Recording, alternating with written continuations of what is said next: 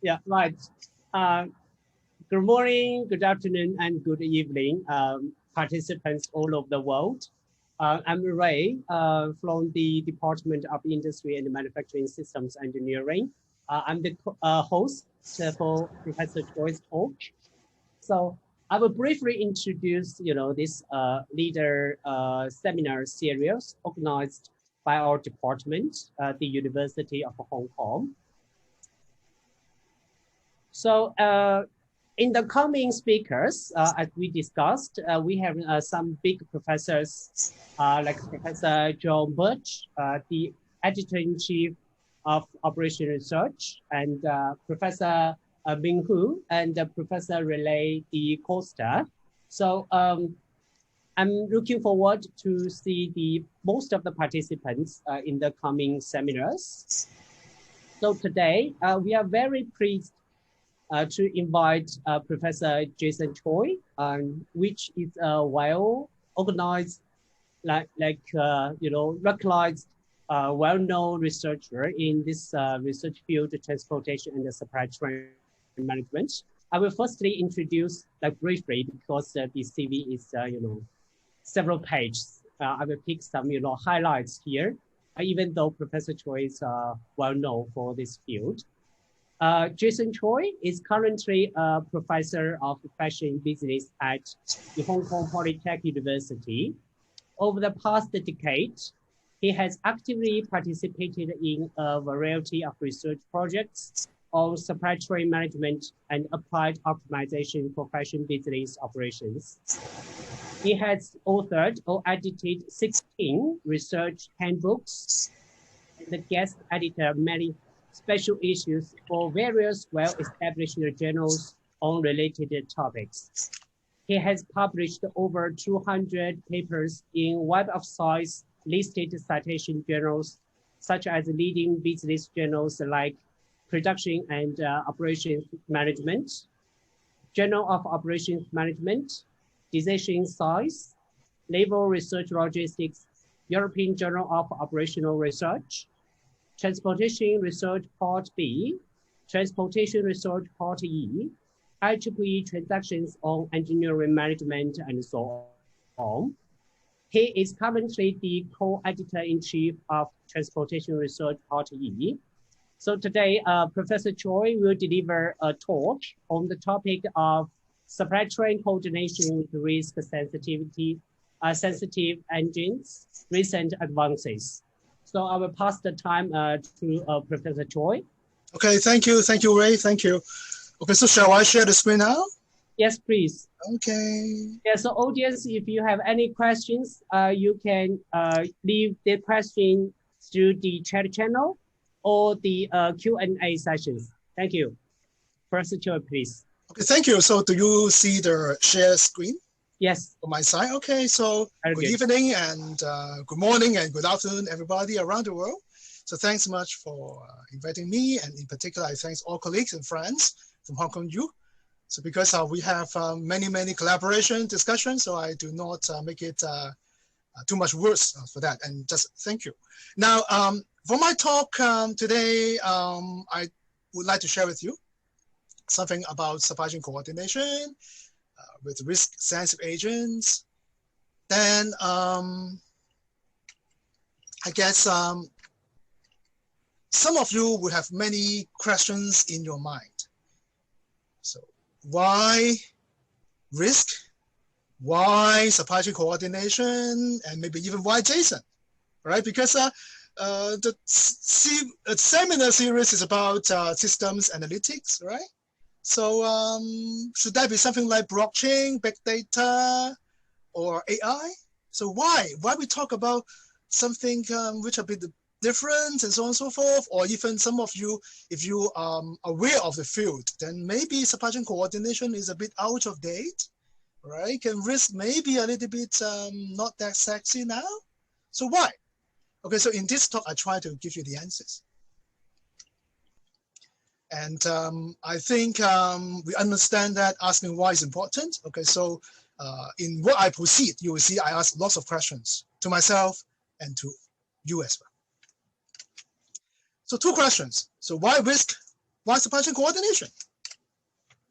Okay, so in order to answer the first question, why we talk about risk today, then I actually conducted a simple search last month when I first drafted this PowerPoint. After attending Howley's talk, you know, I felt a pressure because it was just too amazing. Okay, so why risk? Then I Google search the following 3 major words which I believe to be critical in operations management.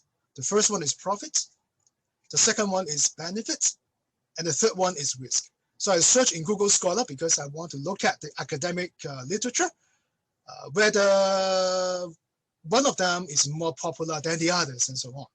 Okay. So my question for you to think about would be, how many returns were obtained for each one of them, and which one went first to be the most popular one. Okay, so you could search yourself after today's talk later on. Okay, so first I showed you the figures for profit and benefit. So profit is about 4 million, and benefit is more than 4 million, it's 4.3 million. And risk is higher or lower? Okay, it turns out that risk generated more than 5.36 million returns. Okay, so from that sense, in Google Scholar searching, risk is in fact more popular than benefit, than profit in terms of academic research. Okay, so I just try to establish one point that risk is actually important. Okay, and if you talk to managers in business of all kinds, I guess they will also tell you that when they make decisions, then they probably focus on risk and benefits. Agree? Okay, so that's why we have risk. And in supply chain domain, I argue that risk is actually also there, in addition to the well-known domain that we have risk in finance and economics. But in supply chain operations or inventory management, we also have risk because when demand is uncertain, for example, the inventory decision is also like a gamble. We have our investment decision for inventory. And decision makers who make a decision for inventory, just like those investors in finance, they make decisions in terms of investment. Basically, they all exhibit different kinds of risk preferences. And so I argue that risk is valid for supply chain, is valid for inventory. The second question goes to supply chain coordination. So supply chain coordination probably talks about how to achieve systems optimality in the supply chain system. So a supply chain system is well known to be a kind of multi-echelon system. Okay, we all know now there is one society called MSOM by informs. But I don't know whether you know, before MSOM society was established in late 1990s, basically MSOM conference was not there, of course, and the conference for similar society, for similar people of informs was called multi-echelon inventory conference. Okay, so that's actually one term before we have the popular supply chain in our domain. So supply chain is a multi-echelon system with many, many members. Then supply chain coordination talks about systems optimality. Then I argue that supply chain coordination is one of the most important topics in supply chain management. Why? Okay, then I show you a logo. Do you like soccer? Do you like soccer? Probably yes, I guess. Now, do you like this soccer team? And if you have a chance to stop by my office, you will see another football club here. So I'm not a fan. I'm not a fan of FC Liverpool. But I show this logo here for one reason. The bird, the fires, 1892, or the motto. Okay, so basically, if you look at Liverpool, they have the motto calling, "You will never walk alone." So if you ask me why supply chain coordination is so important, I actually say that because supply chain management has a strong focus on this particular thing. is that we are not alone. We are not alone. In order to be successful in the supply chain, we have to work together with others who can be our suppliers, who can be our customers, the buyers. Okay, so this point is not empty words, because if we look at the definition for supply chain management from the Council of Supply Chain Management Professionals, then we actually can see that when we talk about supply chain management, one key point is basically to have the coordination and collaboration with channel partners. Okay, so suppliers, middlemen, third parties, customers, they are so critical. Of course, we still try to integrate supply side management, demand side management. We try to match them, but in order to excel, we have to think about coordination. So supply chain coordination is important, and risk is important. So I try to say that supply chain coordination here, we focus on inventory decisions with risk-sensitive agents should be important. Then some of you will say, hey, Jason, that's a little bit not that natural. You just separate them, right? Supply chain coordination is important, risk is important, but putting them together may not be important, right? And I have another evidence.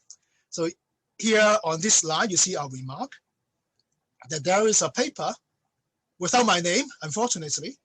And the paper actually was published in POM and is one of the most highly cited papers, an award-winning paper in POM's history. And the topic is exactly supply chain coordination with risk-averse agents. Why? Why this paper is so special? In addition to having a good topic, of course, one important contribution is it is probably the first paper in OM which adopts the concept of Pareto-Optimality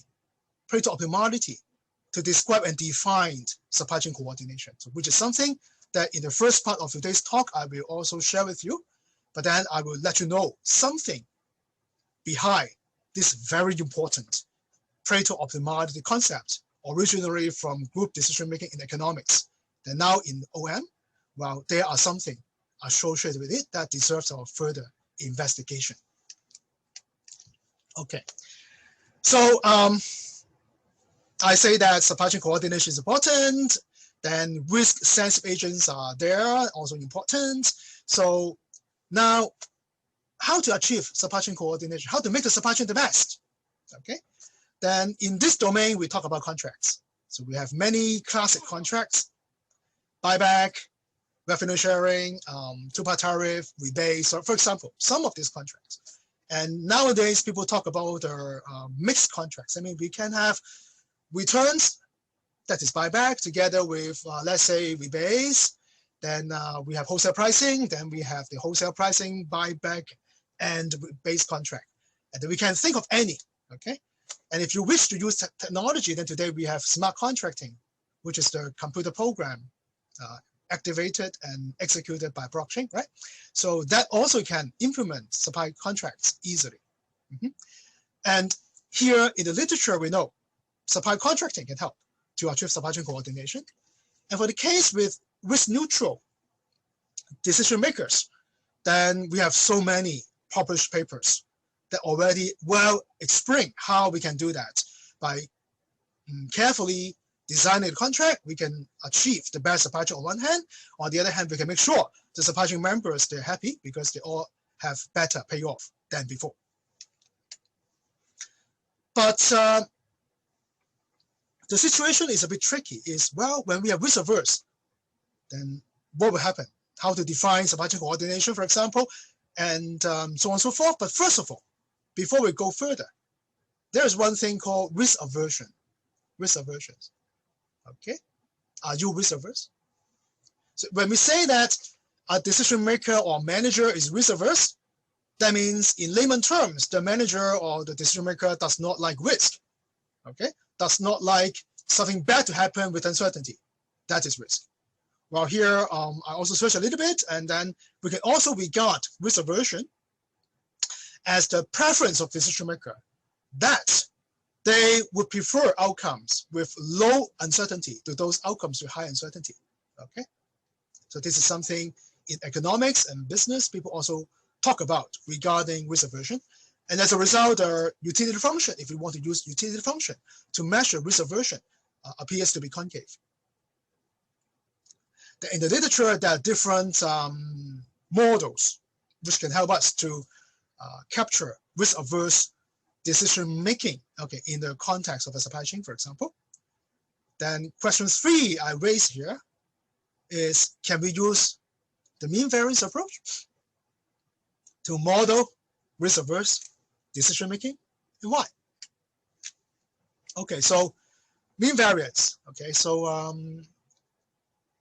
some of you, if you know me well, you know my nickname is actually called Mean Variance Jason.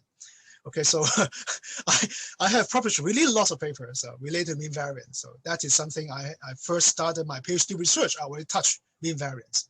So why mean variance and why is it attractive? So first of all, I can use something called Nobel Prize. So this theory received the Nobel Prize. Okay, so I think that is a big deal. Okay, so I use something by Harry McCormick's theory in portfolio management, which received the Nobel Prize from finance, okay, to explore things in supply chain. So I think that is exciting. And fundamentally, why mean variance approach can measure risk and what does it mean by risk? So as I mentioned earlier, risk commonly, if you ask anybody around the world, what does it mean by risk? Of course, they can give you different answers. But I argue here that the inherent properties of risk include 2 things. Number 1 is unfavorable outcome, something bad. And the second thing is uncertainty. Okay. If I toss a coin, if it turns out to be head, I give you $1,000. If it turns out to be tail, I give you $5,000. Is it risky to you? I think no, even though we have uncertainty, but for you, you always get something positive. So that is not risk to you. Right? Is it risk to me? Well, it may be, but I will also call it unfortunate, right? Because I always lose money. So that's not good. Usually risk would have something bad, uncertainty, and in some cases, we also have something good, so as to make the whole thing a little bit interesting, which is exactly in business, right? In business, when we do business, we hope for the best. That is, we have some payoff, some benefit, but unfortunately, things can turn the other way around. We may lose money with uncertainty. So that is risk. Then when we look at risk from this perspective, then maybe variance can capture something like variance, of course, with uncertainty, right? Variance is a measure for dispersion. Without uncertainty, variance vanishes. So we have variance, or we have uncertainty. Well, variance actually by definition captures both upside and downside variation, right? Variance, we understand. So that is one inherent flaw and shortcoming of variance.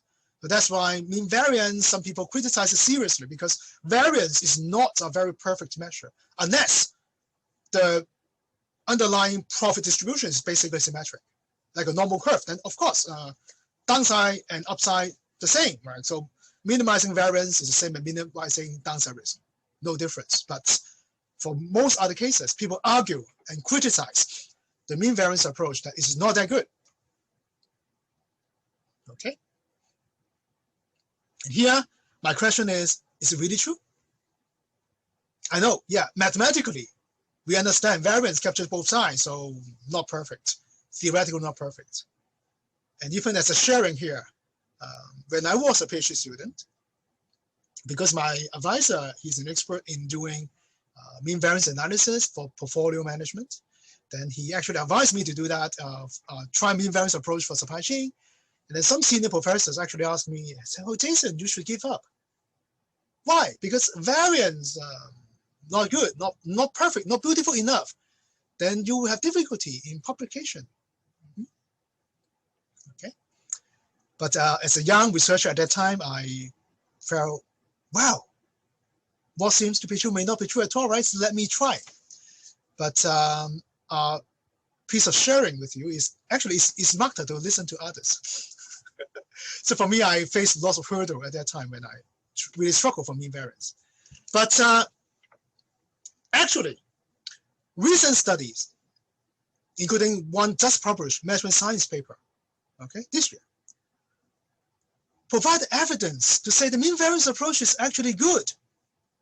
Like the first paper I show on this slide, schooled returns do not follow rejection of mean variance analysis. Okay, the authors actually find that even for the case when the returns distribution actually is good, they find that mean variance approach is not that bad. Okay, so mean variance approach, surprisingly, even though theoretically it may not look that good, well, it actually works nice. And the second point is what I, upon my discussion with one friend called Shen-Pang. He is now teaching in Purdue. He's an alumni of Chinese U. And so he published a paper, which I show in the slides, right? The second paper, Dynamic Mean Variance Analysis for Infantry in POM. So actually he shared with me because Professor Pang, he is very much interested to work with industry. So he actually tells me that, well, in the industry as of today,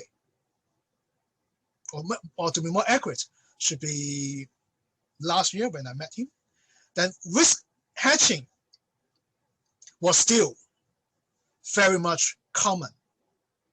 And risk hedging in the industry, people actually interpret it using mean variance approach. So mean variance approach is not just a textbook toy. It's actually very influential. Why? Because some strengths. First of all, talk to some friends around you about risk. You can define in a very beautiful, risk coherent way about CVA, conditional value at risk. But they could not understand.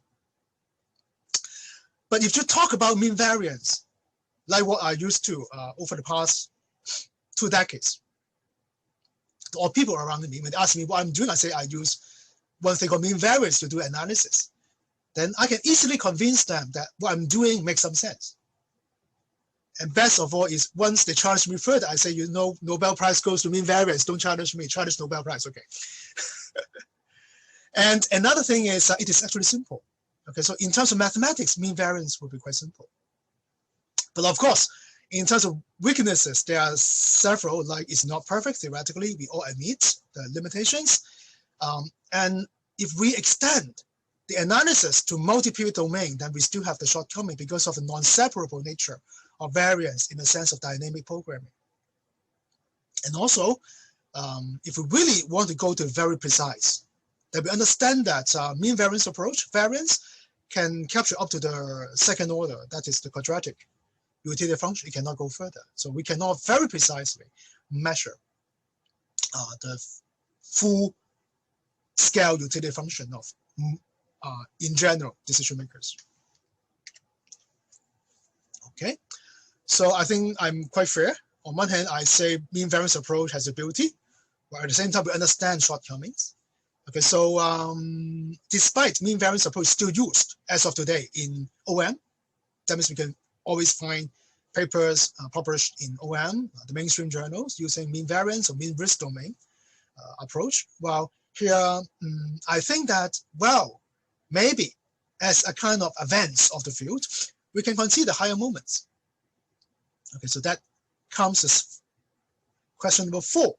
So if you want to be more precise, we go deeper, then how to model and study the higher moments for risk-averse decision making in supply chains. Okay, so before that, I also want to check something outside OM to get the inspiration. So in finance, in economics, in management science, we do see that, well, they have analysis which go beyond mean variance, and they have the Skewness and Kurtosis. So if you are familiar with statistics, you know that in statistics, we have moments, different moments. And as I remember, the first 4 moments have some special names. But after that, I could not recall any other names for, let's say, the 5th moment. What's the name? I do not know. But I know the mean, variance, Skewness, Kurtosis are the 4 statistical moments with name and also with beautiful physical meanings. That means it is well established that, well, these moments, they measure something, okay, under what we know in the literature of statistics. We understand. So if you go to a classic infantry problem in supply chain management called the Newsvendor problem, okay, then we argue that if the Newsvendor is risk averse, does not like risk, then the Newsvendor should prefer the following. Number 1 is high expected profit. So EP on this line in red means expected profit. Of course, expected profit is what we expect to get, right? So larger the better. Variance of profit is a measure for risk, so lower the better. Low VP, variance of profit. High SP, so SP represents skewness of the profit. So when the skewness is larger and positive, that means it's skewed to the right. So the profit in terms of the distribution is more on the right, larger profit. Of course, good. And the low KP, KP measures a tail, extreme. So for risk averse, Newsvendor, extreme of course would not be welcome, right? So low KP would be preferred. Okay, so these are the 4 objectives that we try to model in the Newsvendor problem. Actually, for this part of this talk, if you want to know more about the details, you can actually read the paper I show on this slide, published last year. Okay, and then some of you may ask me further, okay, so mean variance may not be perfect, but there are evidence showing that it is not that bad, it's quite good. Then why we still need to go further? Now, I think here I show you some arguments. Number one is basically, as I mentioned earlier, mean variance has limitation, and if we use MVSK, the 4 moments, we can more precisely capture risk-related preferences of decision makers. And that also provides the second point here, is that an alternative to the more general utility function approach. Okay, so in economics, people love utility. I am not a fan of it because utility is something too romantic to me. It's when I try to, have you tried to find the utility function for yourself? Have you? So we are all decision makers, right? We invest, and so we have some kinds of preferences. So we probably have our own utility function, right? And I remember when I was a student, I took a subject in decision analysis, and that class actually provided us a way to assess our own utility function by having lotteries. We have lottery with some chances outcome. We just think about the cash equivalence to that, and then one by one, we just gradually plot the curve. Now, what happened is, I tried myself. I tried today, I have one curve. I try next week, I have another curve, which is different. So either I'm a fussy decision maker, or basically utility function may not be that stable, okay? But if we think about a Newsvendor, when we have lots of data regarding the Newsvendor's ordering, then basically we can measure by statistics and calculate by statistics very precisely mean, variance, skewness, kurtosis that the decision maker generates. So I argue that in the data analytics era, nowadays, we actually can use our computing devices, right, to have systems analytics to measure these important moments to assist decision makers. And that turns out to be more fruitful and something I feel I can catch rather than the more romantic utility function, okay? Okay, so I have some mathematics here, but I think I will just go through them very quickly. So this is Newsvendor problems profit. Okay, so Q is quantity, and R is the unit revenue, C is the unit cost of getting the product, which can be regarded as wholesale price if we have a supply chain context, as a Newsvendor is retailer. V is end of season's average. X is the demand, which is unknown and follows a certain PDF, small f, and CDF. Now, it is straightforward and well established in literature that we can derive the expected profit and variance of profit. It is well known that expected profit is concave function, and the variance of profit is a monotone increasing function, which goes to a steady state.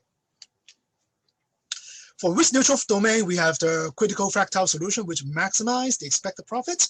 And under the risk averse domain, to be specific, the mean variance formulation, then we have P1, P2, P3 here, and they actually can map into one another.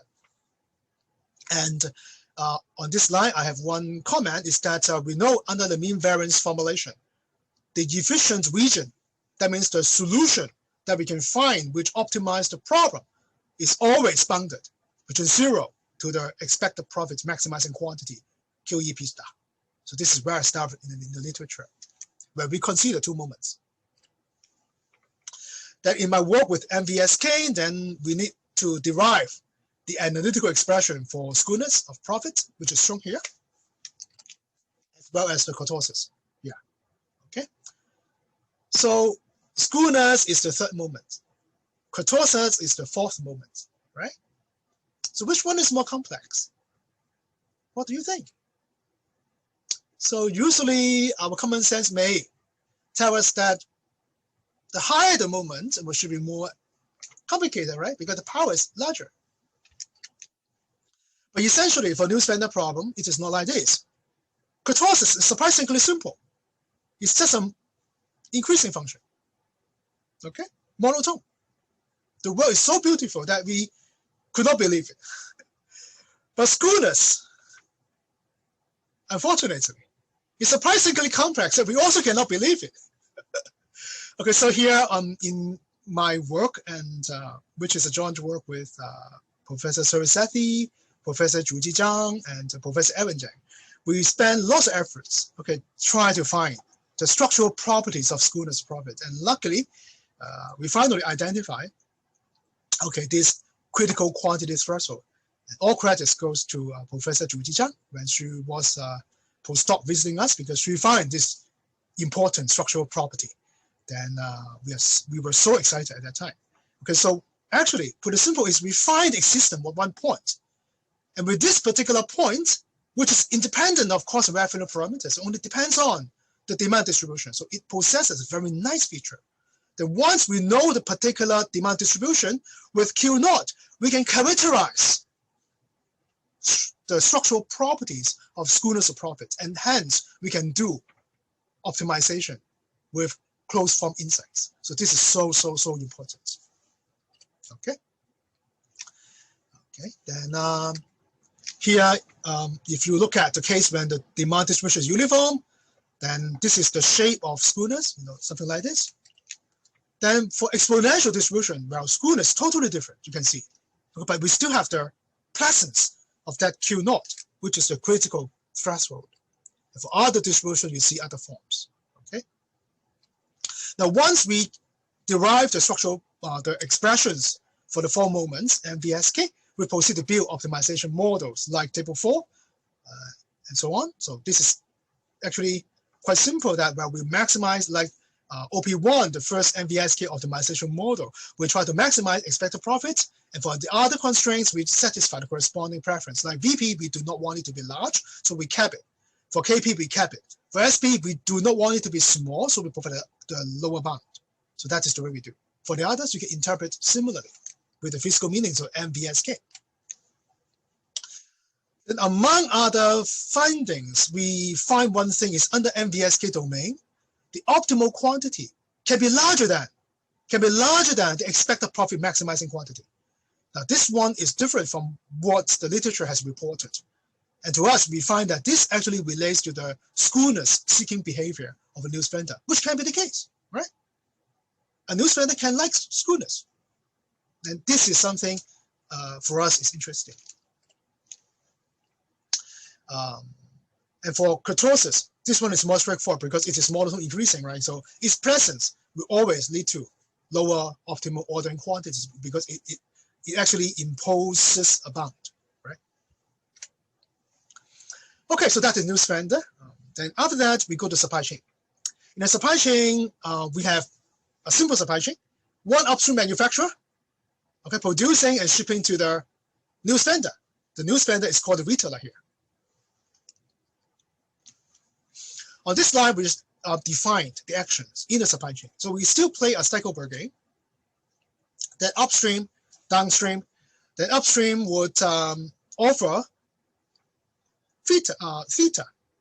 Theta is actually the incentive alignment mechanism. We can imagine it, let's say, contracts. Q is the quantity. Okay, so in the supply chain, we talk about like that. It's the upstream manufacturer offers contracts, let's say buyback contract, to the Newsvendor, and retailer reacts by ordering. This is very standard in the literature. Okay, so this page basically follows Gang, the award-winning paper.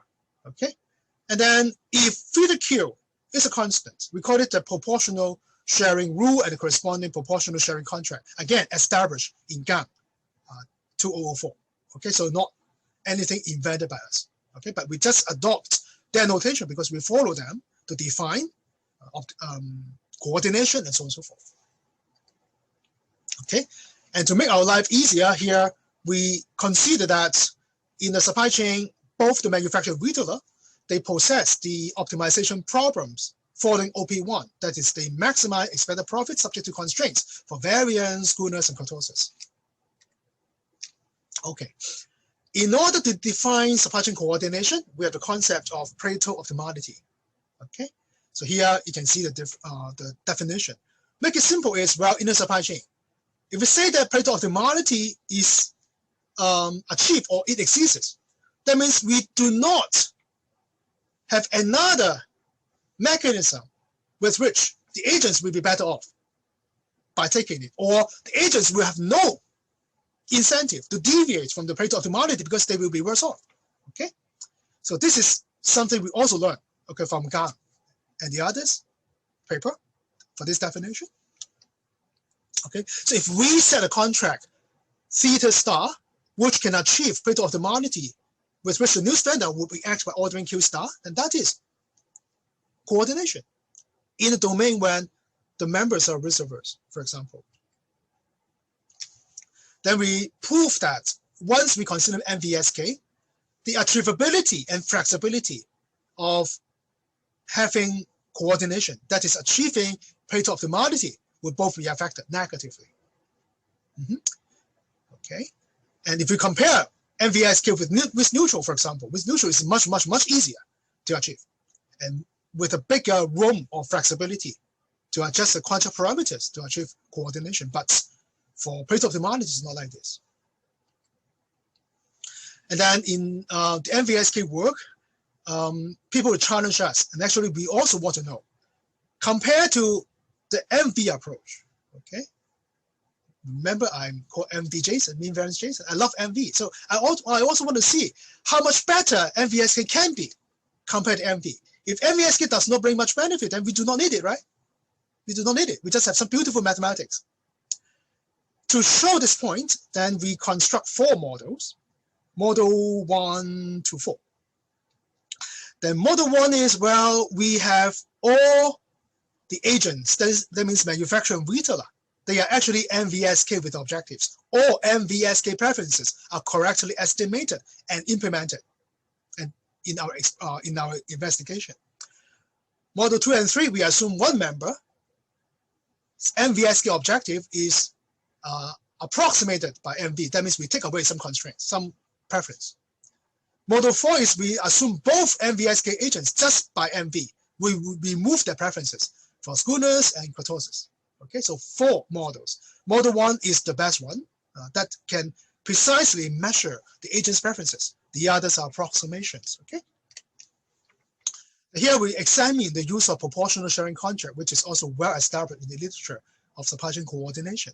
And here we understand that when we can achieve coordination, we usually have a region with which this theta can be, right? Within this region, when we set the theta within the region, we can achieve coordination.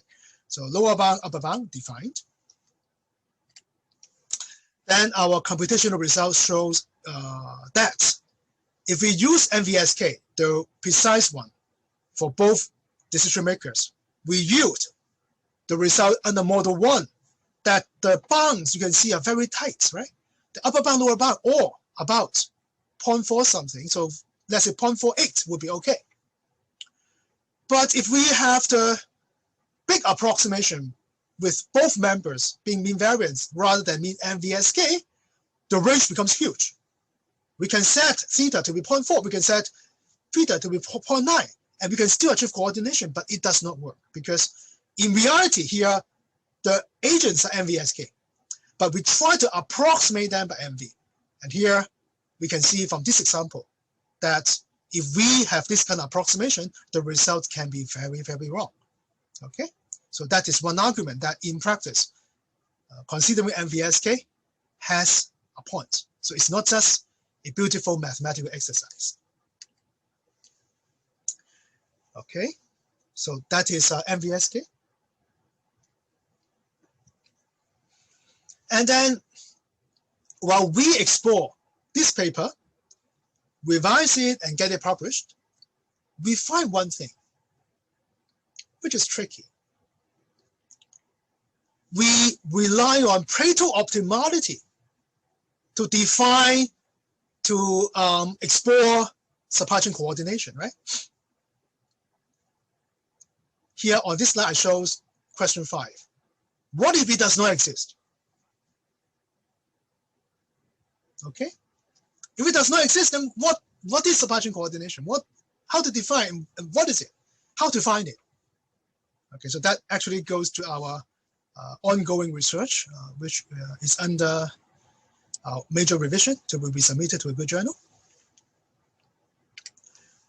Okay, so in our analysis here, we actually examine different risk measures, including mean variance, MV. MDR means mean downside risk. MVSK is MVSK I just presented. CIFA, exponential utility, chance constraints, and a very general utility function. Okay. Then what we find is that in Gang, for example, MV approach, actually easy. We can easily find the existence of Pareto-Optimality. Now, make it simpler is that we can imagine, let's say we consider a few contracts, buyback, rebase, two-part tariff, for example. Let's say simple. Then if we find that, oh, if using buyback is already sufficient, that means buyback has sufficient number of degrees of freedom to achieve Pareto-Optimality, with which we cannot find another contract which is better than it. Okay, then we are done. Great, congratulations. We can claim that the problem solved. We can achieve coordination by using buyback. Okay. Now, buyback need not be the only unique contract to achieve it, but it already can achieve the best result. In other words, we can find another contract, but that contract at most can do the same in terms of achieving the best supply chain. Okay. But if we talk about MVSK, then our analysis shows that we can only find the existence of Pareto-Optimality in some cases. That means we have some conditions. We cannot guarantee for all cases. And for Ziva, fortunately, so Ziva, which is another very popular risk-averse measure that people use in the literature, that we cannot achieve Pareto-Optimality, which also partially explains why MV, mean variance, Ziva are very popular. But if you talk about very general utility function, then we do not have the beautiful definition and way to say that we can always achieve Pareto-Optimality, because we do not know. We do not know its existence. Okay? Or put it simply, is we do not know whether we can have another better contract, combine some contract to do something better. We do not know. Okay? And probably the last topic for this risk-sensitive things that I would like to share with you is the following. Question 6. Now, in the literature, the dominating studies and the trend actually tends to put an equivalent sign between risk-sensitive and risk-averse. That means when you read a paper, they say supply chain coordination with risk-sensitive agents, then 99% of them basically assume risk-averse decision-making. And if you talk to some people with finance background, when we talk to them, well, how about risk-seeking? Then they will say risk-seeking is crazy, because people believe that if an investor is risk-seeking, the investor cannot sustain. That means a gambler cannot survive alone, right? That is the argument in finance. But here, on one hand, we love to learn from others, but at the same time, we also need to treasure differences and ask questions. Here, when I was conducting research, when I was a PhD student, I actually raised this question. Why we always take an equivalent sign between the two? Can we have risk-seeking? Because in textbook, when I study decision analysis, we have risk-seeking. We have convex utility function, right? Then once we have that, we should have that kind of behavior. When we have that kind of behavior, then why we take it out of our scope? Then time passes. Okay, over the past many years, occasionally I have some papers which mention risk seeking, but I never put them into the main theme, or I do not put risk seeking, for example, in the title, because reviewers will not like it, I feel. Until recently, I have a few papers which I actually sell the paper by using risk seeking. Why? Because I find that there are empirical evidence showing that in some industries, including shipping and logistics, companies are risk seeking. Now, this is not mentioned by me. If you look at the references here, the third reference, which is a very recent paper published in Part E, it is about risk attitude. Okay, one conclusion is that ship owners, they are not uniformly risk averse. They are actually risk seeking for gains and tend to be risk averse for losses, sort of loss aversion, but not risk averse for everything. They are actually risk seeking. Okay, so with that in mind, then I actually published 2 papers in TRB, all relate to risk. One I actually sell by using risk seeking. In the title, you can see the first paper. And the second one is, in the title, I talk about risk averse, but in the analysis, actually, we also conduct analysis for risk seeking case to make the paper comprehensive. So, and in the fourth paper, which is still a working paper, I work with Professor Shelishi from Nanjing. So our work is talking about, well, in the context of platform economy, then we have supply chains with buyers who can be any kinds of risk preference, risk seeking, risk neutral, risk averse. We have sellers who also can be anything. Then can the platform play a role and generate some benefits, which is motivated by some industrial stories. Okay, so risk seeking, at least for myself, I'm working on them now. Okay. To conclude, I try to highlight one point, that risk is very critical in operations and supply chain management, as shown by those search results. Risk is important. And also in supply chain management, OM, we have one area called OM finance interface, right? So that actually goes to risk. Supply chain coordination with risk-sensitive agents is important. There are different measures, including MVSK, that I share with you today. I would be happy to see some extensions and further explorations along them. And Pareto-Optimality, one award-winning thought and concept, which is still influential, is important. However, it may not exist. Okay, so in my ongoing research, I'm trying to explore measures, solutions, and different configurations for it. And risk sensitive is not just about risk averse. It can be risk seeking and others. You probably know prospect theory. In prospect theory, we actually say that for different regions, decision makers can exhibit different risk preferences. Okay. And here, what's next? I think there are wrongs in the topic which looks ancient, because the award-winning paper was published more than 15 years ago, actually 17 years ago. But I feel that there are actually many things to explore. And for me, I will continue to explore, even though I also explore other things, but I feel interesting that many things can be further uncovered through this investigation. References, you can see some recent papers also published in literature. I actually, just 1 hour before this talk, I feel that I need to work harder to update further. So I found 2 papers in POM. And this one, they actually have risk-averse attitude to measure the decision-making for manufacturing. And this is a review paper, all in POM. Okay, so that's the part I want to share, and allow me to have some words about myself and also explain why I'm here. So I'm Jason, and nice to meet you. So I am serving an editor for many journals, as you see here. And among all the pictures, I want to highlight 2 journals. The first one is, of course, Part E, the biggest one here, because it is my baby at the moment, so I work very hard for it.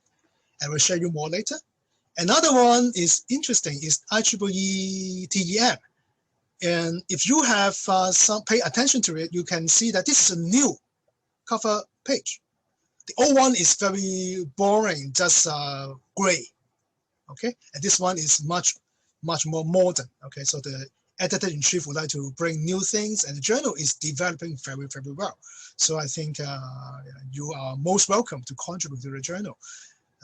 And I'm serving the journal as the department editor, especially for supply chain management. And why I'm here, I think partially because of Part E, and because Ray actually asked me to say something about Part E, right? He does not ask me to say something about myself. So that's probably why he asked me to be here, because Part E is more sexy, huh? Okay, Part E, okay, good. Part E is a journal acquired, or I would say that Part E originally got another name called Logistic and Transportation Review. And then later on, the publisher acquired that journal and renamed it as Transportation Research Part E, together with parts A, B, C, D, and so on. And because of this family tree, then we have a very healthy development as a part of the TL family. So we are pleased to be a member of them. And from the publisher perspective, all TL journals are good, and I also feel all TL journals are good, depending on different disciplines. TLE is an SSCI and SCI journal. So for some business schools, they only focus on SSCI. So Part E would be relevant to that. The impact is okay, and size score is also okay. And I'm pleased to see that Part E is currently ranked top in various journals, including ABDC, Australia Business School List, FMS, China List, and some logistics and transport schools in China, Europe, and the US. The main focal points of Part E is actually beyond transportation and logistics. We have supply chain management and occasionally some very OM papers which are not exactly in logistics, not exactly in transportation, not exactly in supply chain management. We may also consider, because we see that may be a very important part of supply chain. Okay, but as of our current philosophy, we still have our priority to papers which are very obvious to be connected to transportation, to logistics, to supply chain. Okay, and we have some special issues on some timely issues like COVID-19, blockchain, circular economy, and so on. Part E welcomes scientific and quantitative research. Now, I double quote scientific because if we talk to people doing business research, some of them, they may do qualitative research. So qualitative research is also scientific from their perspective. But historically, in Part E, we treasure papers with numbers or mathematics. Okay, so if a paper does not have number, does not have mathematics, then only editorial or literature review papers we will consider. If there is an original research paper without mathematics, without statistics, we commonly decline because we feel that is out of scope. We also like multi-method and practice-based research. So this is a nice slide because you can see the picture. Okay, so the picture was taken in 2018. At that time, when the editor-in-chief at that time, Professor Xu, and also the forthcoming editors, co-editors, Professor Mang and myself, met at PolyU. Then we discussed the details of Part E, the directions and future plan. So I think this is a good photo. And one thing is all editors look very young. And also one reason why I show this picture is that what my fellow co-editor, Professor Mang, and I'm doing now is basically following the footsteps of Professor Xu. So even though the journal was established before he assumed the position of EIC, he actually, I would say, he changed Part E into something totally different. That, to make it simple, is I remember when Professor Xu first appointed as EIC, he told me that Part E only received hundreds of papers, 400, 500, something like that. But when he passed to us, then already 1,000 something. Okay, and now we have more than 2,000 submissions.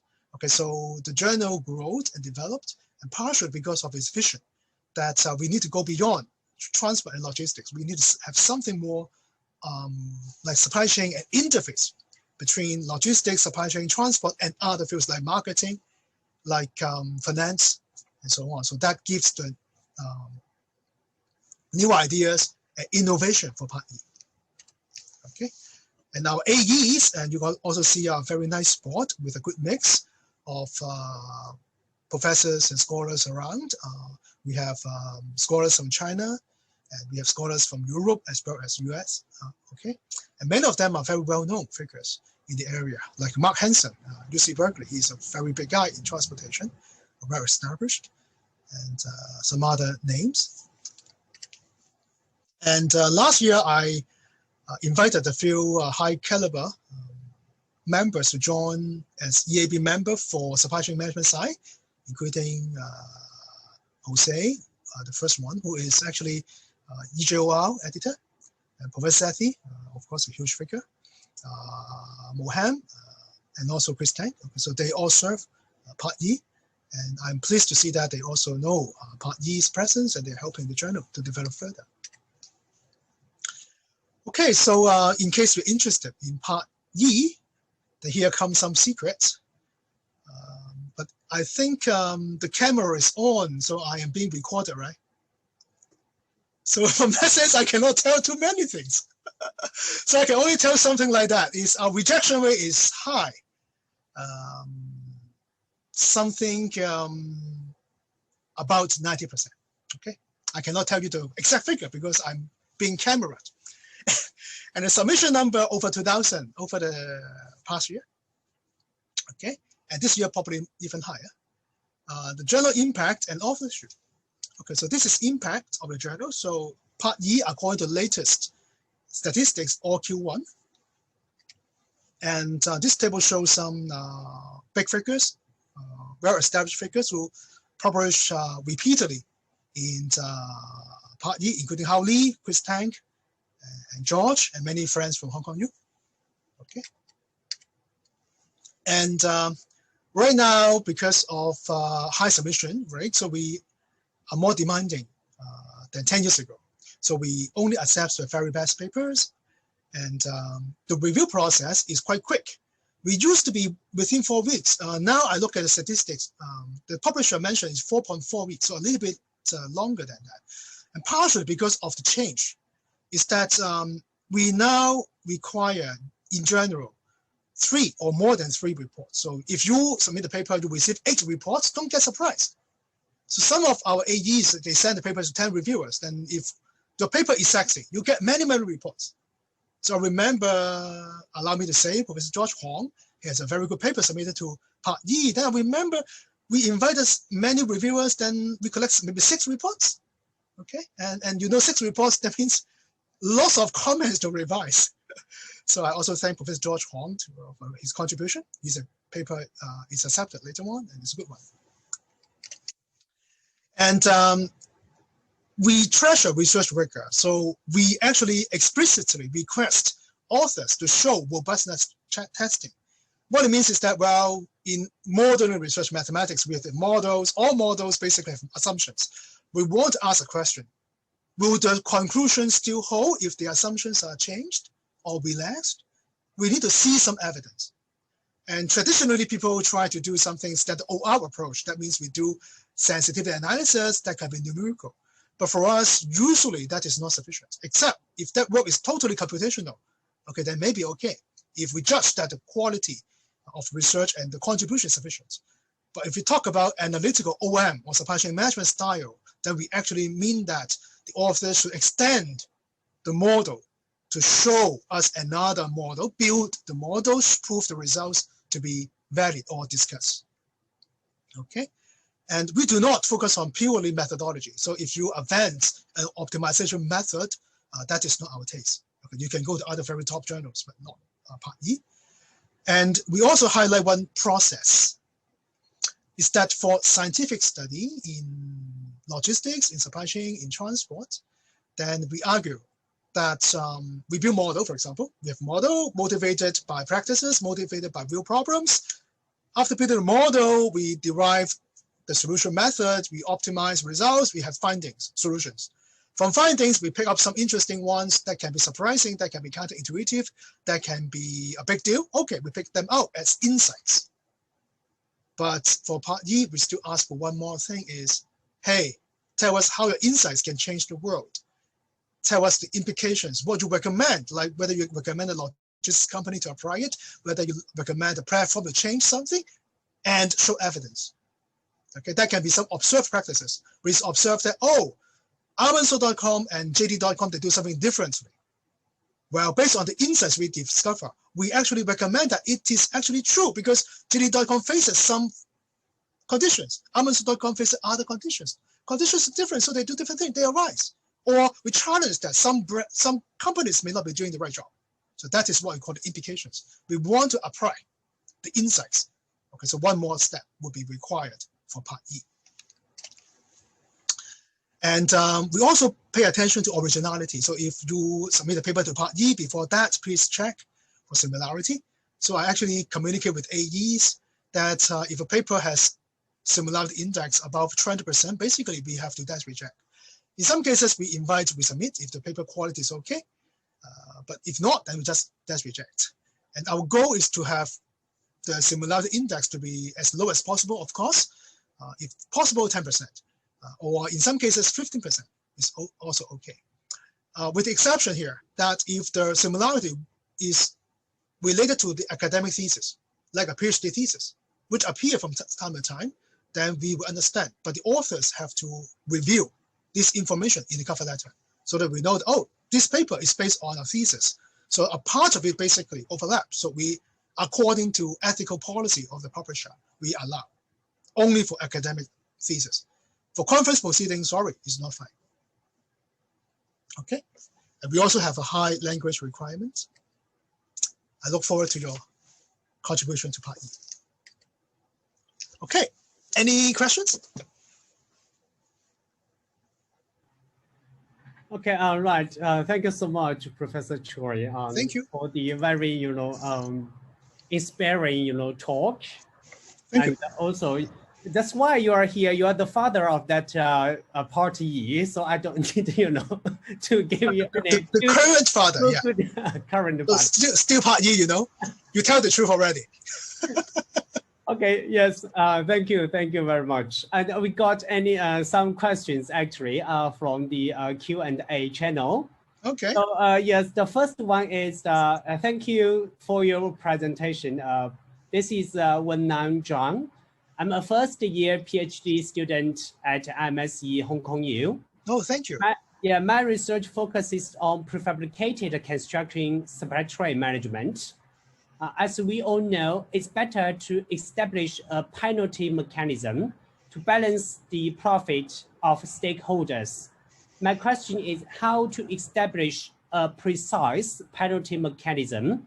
Is it appropriate to relate it with risk-sensitive agents? Well, first of all, you should ask your advisor. But if you ask me, then I think yes, you can consider risk-averse or risk-sensitive agents. That can be one thing. But for penalty mechanism, I guess you actually should model it by using some games, right?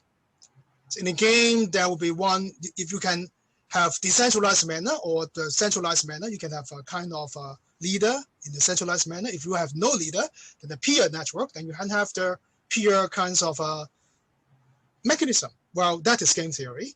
Well, if you want to consider risk, that means in your model or the problem, then you have uncertainty, okay, and something bad, then I think you can, use some kind of risk-sensitive objectives to measure. Well, before that, you may actually talk to the industry, the construction industry, to learn about how they perceive the problem. What is their objective function? Traditionally, in modeling, we just assume cost or profit. But essentially, that is not really what the real world considers. Yeah. And in risk-sensitive domain, we just want to say, we go beyond just profit maximization or cost minimization, or in mathematical terms, we are not just maximizing expected profit or minimizing expected costs, but we also have something called risk. But whether in construction industry they have the same thought, and whether they perceive risk like what I mentioned here today in my talk, risk is actually the profit risk. It's the uncertainty associated with benefits. But in some cases, the risk can go to maybe safety, human lives, right, for construction. So that can be different. Yeah, but I say yes, risk sensitive agents could be one way to go. And don't forget to send my paper. Okay, right. Thank you so much, Professor Choi. Next question is very interesting. I wonder what's the difference between TR Part E and Part D? If the mic is not here, I would say another thing. But if the mic is here, I would say we have different scope. Mm-hmm. So Part D is for environment, right? Right? Yes. Yeah, so they focus on environment. We focus on logistics. Logistics, yeah. Yeah, and including supply chain, including some OM. And of course, Part E is, in my opinion, the best. Mm-hmm. Okay, thank you. Our next question is from Tim. Professor Choi, thanks for your excellent talk. Thank you, Tim. This is Tim from Hong Kong U. I realized you have some work related to COVID-19. Mm-hmm. Do you realize any risk preference in supply chain management and its impact in the context of COVID-19? Many thanks. Okay, thank you. So if we think about COVID-19 and the corresponding supply chain, let's say global supply chain, then basically we are not just looking at something as simple as just mean variance, for example. No, we actually talk about, for example, responsiveness, resilience, and restoration. That means after the COVID-19 virus is gone, we expect lots of companies already go bankrupt, right? Then how to restore, how to go back. Okay, so that would be one thing very, very critical. The 3R. Just for your reference, interest, if you want to pay attention to, so that actually there was one call for papers in Journal of Operations Management. The due date is end of this month, exactly for this thing. It's COVID-19, global supply chain for 3R. Responsiveness, resilience, and restoration. Okay, but interestingly is if we think about how to achieve responsiveness, how to achieve resilience, restoration, probably mean variance approach can play a role, right? We want to reduce the variation that can achieve higher chance of resilience, right? We want to be more responsive. That means we want to reduce the likelihood of having the tail. That also relates to responsiveness, right? And also in terms of restoration, we have to survive. How to survive? Risk averse is different from risk seeking or risk neutral in the sense that we are not greedy. So risk seeking is very greedy, they're a gambler. Risk neutral is sort of greedy compared to risk averse. Risk averse means what? Means safety first. We do not want to make big money. We just want to survive, okay? So risk averse approach can also help companies to consider a way to survive. And after passing the pandemic, when we survive, then we can improve and restore, right? Mm-hmm. Thank you. Okay, thank you so much. So actually, I got a question. Okay. Yeah, for Professor Choi. Thank you. Actually, you know, the reviewers actually very busy with teaching, doing research, and sometimes there's a delay for the review. So as the editing chief, so how you can handle this, you know, delay cases? If the authors, you know, email tracing you for that. Authors email? Okay, Yes. I see. So first of all, we have to understand, reviewers are not paid. Mm-hmm. Okay, so in some finance journals, I heard that they are paid. Okay, so when the reviewers are paid, then they would work harder. But in our domain, OM, transport, logistics, we do not pay. So they are volunteers, right? So I always understand when the reviewer asks me for 1 month extension, I always grant. But there are some reviewers, they ask me for 6 months, then of course I say bye-bye. That is impossible. While authors, they always rush, they always push, right? But I can tell you and share with you guys here that be reasonable. If you submit the paper now, if the review process is 2 months or 3 months, let's be patient. Let's be patient. Now, if there are some urgency cases, like a faculty member is talking about promotion or tenure, a student is talking about graduation, you may, like after 3 months, write to the editor politely, asking for update of status. Usually, like me, I will always reply frankly and also check a little bit. Yeah. But if the authors just push after 2 weeks, 3 weeks, because they see the decision, things changes in some cases. For Part E, that means that's rejection, you know. But then they will get that rejection.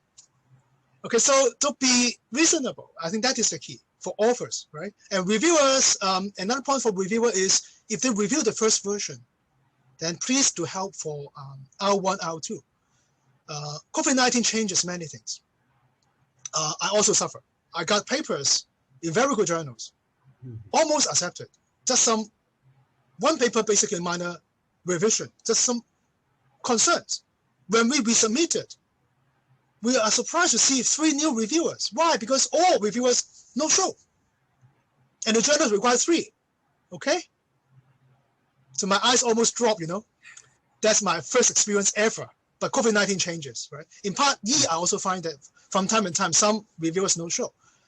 In some cases, if I'm the editor, I will talk to the reviewer myself to seek their help. I can grant them 1 more month. I can grant them even 2 more months, but I cannot grant them more for Part E because we do have a promised in terms of service promise, right? We try our very best to make a decision within 2 to 3 months. It's Part E's promise.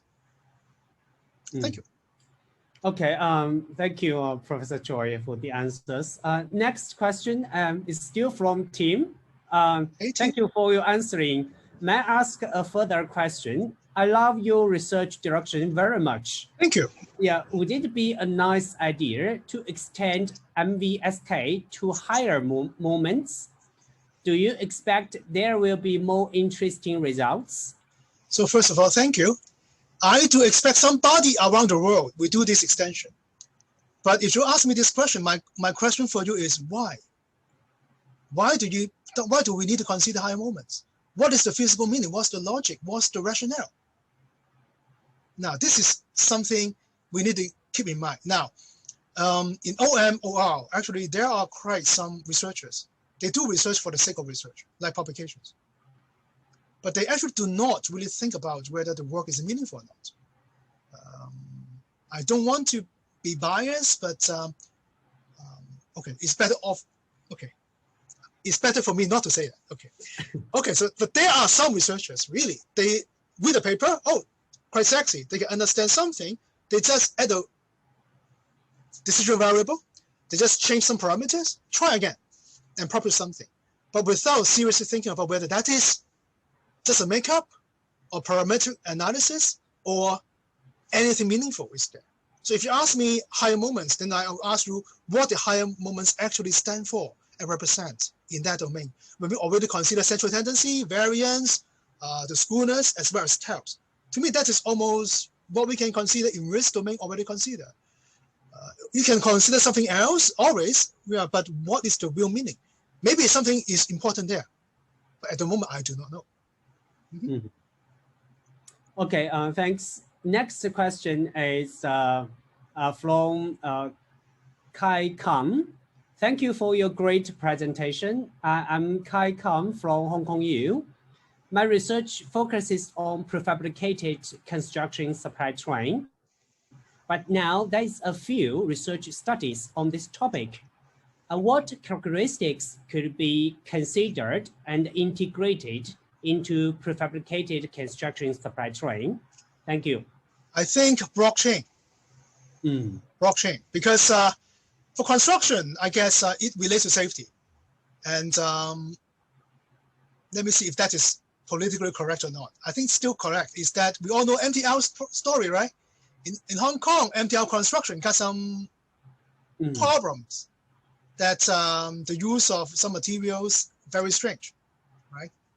And what I'm trying to say is blockchain, because of the features, that things are permanent, are crystal clear, probably can help, okay, to make things better there. And I have not yet read many analytical modeling research using blockchain for construction. So maybe that is one area to explore. Yeah. Okay, thank you. Next question is Professor Choi. Thanks for your great talk. As you mentioned, TRE requires an implication part. Could you please provide some suggestions on how to write a good implication section for TRE? Many thanks. Thank you, thank you. Okay, now a standard approach is like this. In the paper, we have motivation, right? We observe some practices, we observe some problems, or that is actually based on a real problem. Then that becomes your area for application for the implication part. Like I may motivate my study by looking at the use of blockchain for diamond supply chain by Everledger platform. Okay, after analysis, I have something. I will go back to Everledger platform and see how my findings can interpret something, can apply, can challenge, and so on. And you know what? This circle or this approach is actually fruitful because in many cases, we ourselves as researchers also want to know whether what we have done makes sense, interesting, or have something insightful, right? Somehow without looking at this implication part, we do not know. But if our research is actually motivated by something like cases, observe the practices, then we look at the findings and see how the findings can interpret them. I think that is fun and also can be a good way to write up the implication. And as a remark, Part E does not require, but some journals like Decision Sciences, for which I'm also on board, Decision Sciences nowadays required primary data. That means no matter that is empirical-based statistical testing papers or analytical papers, computational papers, they required first-hand data as well as discussion with industries, okay, in some parts of the paper.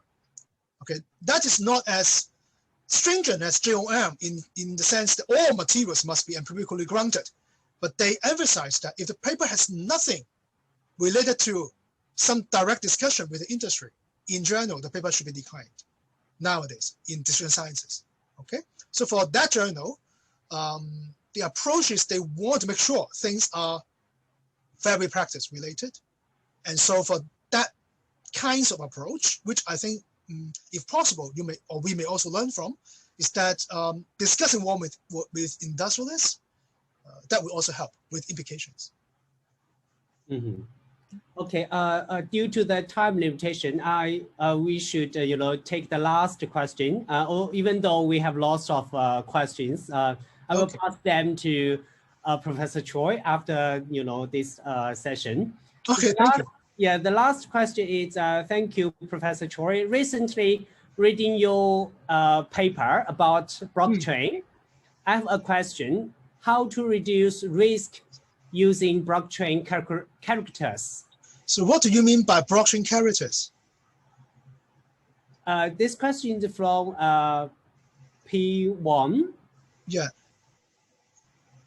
Yeah, because blockchain in general, because of the structure, now it is decentralized under the implementation of a consensus algorithm, then it is actually quite secure, right?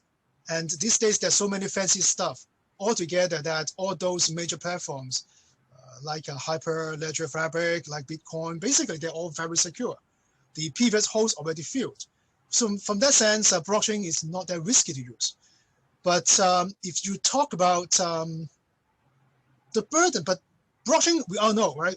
Because of algorithm issue, that can be computationally expensive. People, if they like environment, they would say blockchain consumes too much in terms of energy. Okay, but other than that, in business risk perspective, I do not see a lot. Okay, so actually, I do not quite follow the questions. Or would there be some clarification on that? Or maybe it's characteristics.